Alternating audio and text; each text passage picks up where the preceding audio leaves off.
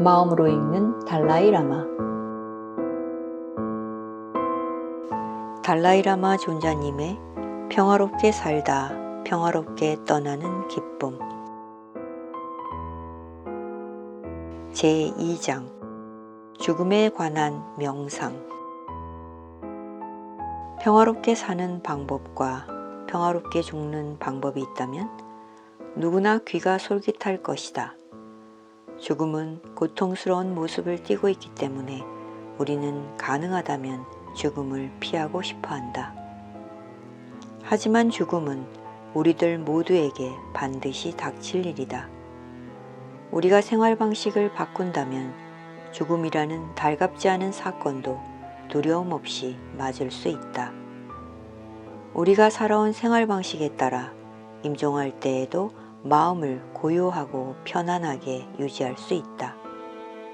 삶을 의미 있게 살았다면 죽을 때 후회도 적을 것이다. 살아온 생활 방식에 따라서 죽을 때의 느낌도 달라진다. 일상생활을 긍정적이고 의미 있게 살았다면 죽음을 맞을 때 비록 죽음을 원치는 않더라도 죽음을 인생의 한 부분으로 받아들일 수 있다. 일상생활을 의미 있게 산다는 것이 무슨 뜻인지 궁금한 사람들도 있을 것이다.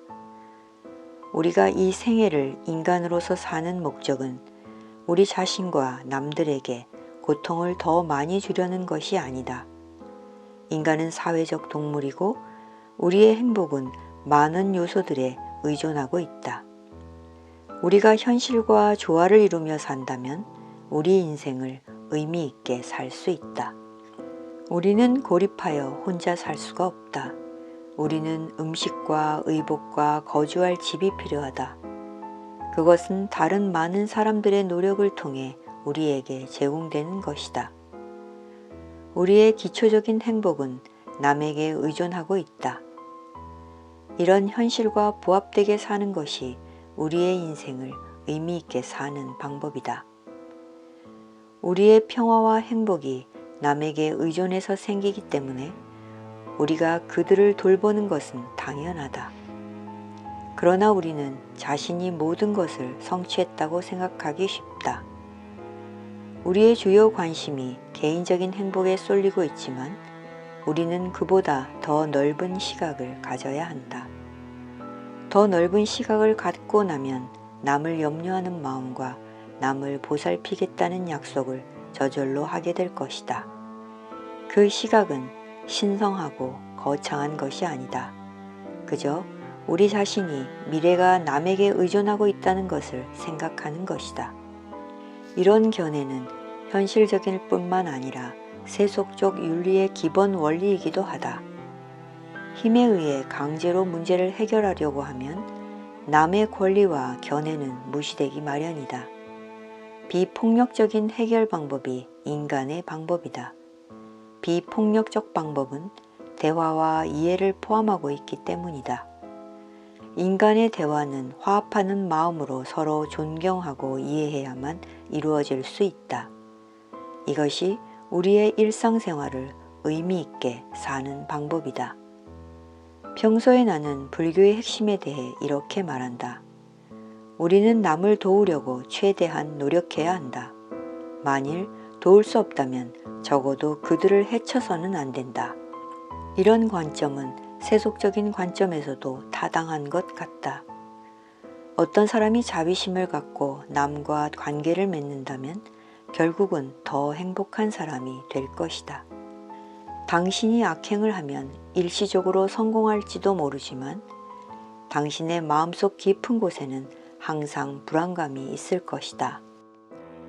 자비로운 마음은 단순히 소극적인 동정심이 아니다. 현대의 경쟁 사회에서 우리는 때로는 강인한 태도를 취해야 할 때도 있다. 하지만 우리는 강인하면서도 자비로울 수 있다. 그렇게 살아온 사람이 죽음을 맞을 때는 후회 없이 행복하게 죽을 것이라고 나는 확신한다. 몇 생에 또는 무한한 기간에 걸쳐서 수행할 생각으로 수행을 시작하면 죽음을 보는 관점이 달라진다. 계속해서 이어지는 많은 생애를 윤회하는 상황에서 보면 죽음은 단지 옷을 바꿔 입는 것과 같다. 옷이 낡고 해지면 우리는 그것을 버리고 새 옷으로 갈아입는다. 이런 관점은 죽음을 대하는 마음가짐에 영향을 줘서 죽음이 인생의 한 부분이라는 것을 명확하게 깨닫게 해준다. 낮은 차원의 의식은 두뇌에 의존하고 있기 때문에 두뇌가 활동하고 있는 동안은 계속해서 작용한다. 두뇌가 활동을 멈추자마자 낮은 차원의 의식도 자동적으로 활동을 정지한다. 두뇌라는 조건이 있어야만 낮은 차원의 의식이 생겨난다. 하지만 실제적인 마음의 원인은 명료한 의식의 연속체로서 이것은 시작도 없는 태초부터 이어져 왔다. 우리가 죽어가는 순간에 긍정적인 마음을 유지하라고 우리에게 상기시킬 수 있는 것은 우리의 낮은 차원의 의식이 사라지는 순간까지이다. 우리가 명료한 의식의 상태로 들어가면 우리가 쌓은 업력만이 우리를 도울 수 있다. 그 시점에 이르면 그 누구라도 우리에게 도덕적인 수행을 상기시키기가 매우 어렵다. 그러므로 우리가 젊을 때부터 죽음을 자각하는 방법을 익히고 죽어가는 과정에서 의식이 흩어지는 과정에 대처하는 방법에 익숙해지는 것이 중요하다. 우리가 명상을 통해서 이 과정을 미리 연습해두면 실제 죽음의 과정에서도 그렇게 할 수 있다. 그러면 죽음에 대해서 두려워하지 않고 오히려 흥분된 느낌이 들지도 모른다. 그렇게 오랫동안 준비해 왔는데 이제야 죽음에 도전할 수 있겠구나 하는 흥분감 말이다. 명상하는 동안에 명료한 마음을 경험해 보면 실제로 죽음을 조정할 수 있다. 물론 수행의 단계가 높아졌을 때만 그렇게 할 수 있다. 밀교 수행에는 의식을 몸 밖으로 옮기는 수행 같은 높은 단계의 수행들이 있지만 죽음의 순간에 가장 중요한 것은 보리심이라고 생각한다. 보리심이 가장 강력한 힘이다. 나는 일상적인 수행을 할 때 여러 가지 밀교 수행과 관련시켜서 죽음의 과정을 하루에 7, 8번씩 명상하지만 내가 죽을 때는 보리심을 기억하기가 가장 쉬울 거라고 생각한다. 보리심은 내가 가장 친밀하게 느끼는 마음이다. 물론 죽음에 대해 명상함으로써 우리는 죽음에 대한 준비를 하지만 더 이상 죽음에 대해 걱정할 필요는 없다. 아직은 내 자신의 죽음을 맞이할 준비가 안 되어 있지만 실제로 죽음을 맞을 때 내가 어떻게 대처할 것인지 가끔은 궁금해지기도 한다. 내가 더 오래 산다면 죽음에 대처할 능력을 더 키워야겠다고 나는 굳게 결심했다. 살려는 나의 의지만큼이나 죽음을 맞는 데에 대한 나의 흥분도 크다. 죽음을 기억하는 것은 불교 수행의 일부이다. 죽음을 기억하는 수행에는 다양한 측면이 있다.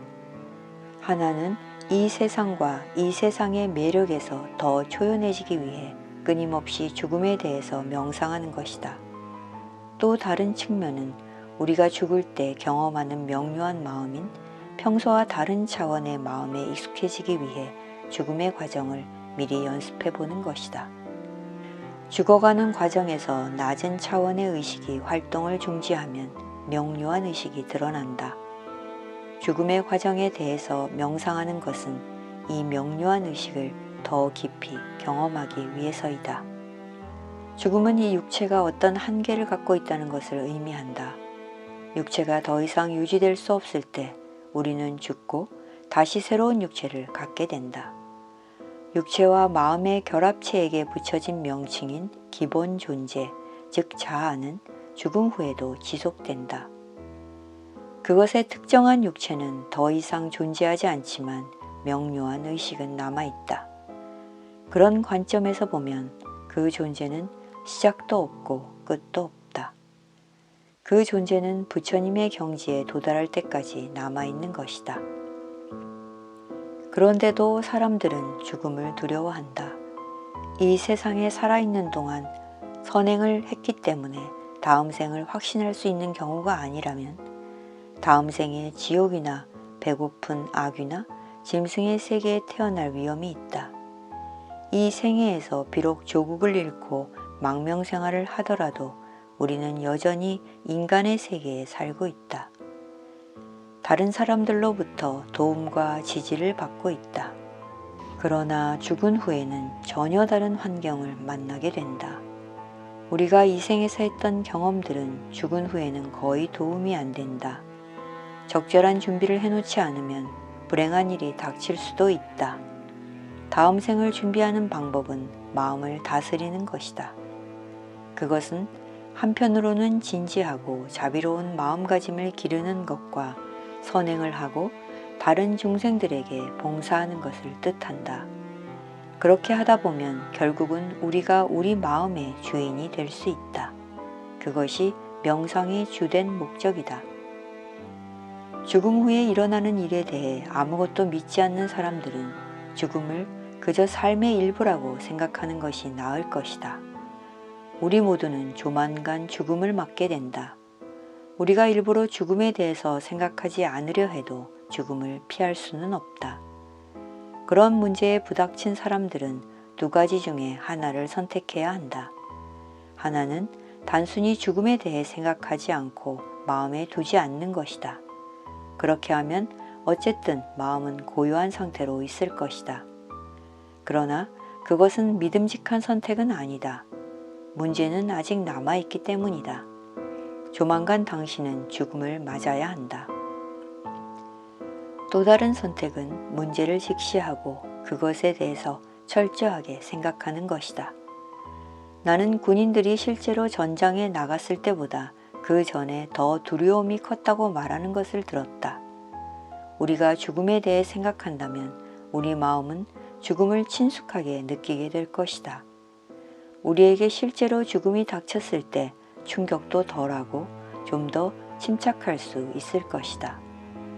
그래서 나는 죽음에 대해 생각하고 죽음에 대해 말하는 것이 우리에게 도움이 된다고 생각한다.